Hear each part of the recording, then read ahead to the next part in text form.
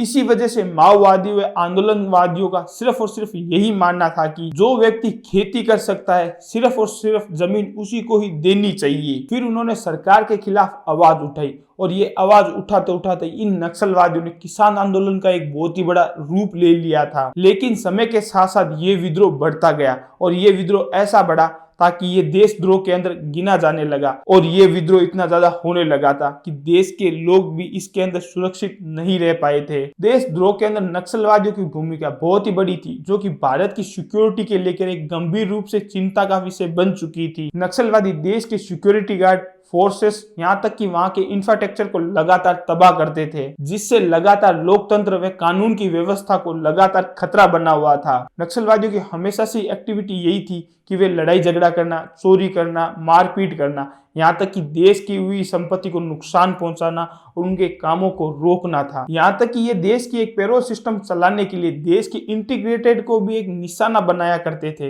राज्य के अंदर कानून चलाने के लिए एक बहुत ही बड़ी चुनौती मिलती और ये सीधा सीधा देशद्रोह के अंदर आते थे। इंडियन पिनल कोड के अंदर धारा 121 और धारा 122 के अंदर नक्सलवादियों के अंदर जो भी कुछ चीजें कर रहे थे, जो भी एक्टिविटी कर रहे थे, वे देशद्रोह के खिलाफ मानी गई थी और ये हमेशा से ही भारत की आंतरिक चीजों को हमेशा से ही कमजोर बनाते थे। ये असंवैधानिक तरीके से विरोध करते थे। इनके लिए कड़ी से कड़ी सजा देने का प्रावधान भी मौजूद था। नक्सलवादी भारत के एशिया से लेकर पूर्वी तक पूरे जंगलों के अंदर फैले हुए थे और जंगलों में इनका बहुत ही बड़ा ठिकाना वे मौजूद हुआ करते थे। वे अपनी ही सरकार वहां पर चलाने के लिए लगातार हिंसा बढ़ाते रहते थे और लगातार वे अपनी ही सत्ता को बनाए रखने के लिए वहां जंगलों के अंदर हथियार बरामद करना, हथियारों को सप्लाई करना, ये सारी चीजों को वे हमेशा से ही लगातार चालू रखते थे। 2007 के अंदर छत्तीसगढ़ के बिस्तर जिले के अंदर 300 से ज्यादा नक्सलवादी हमले हुए थे।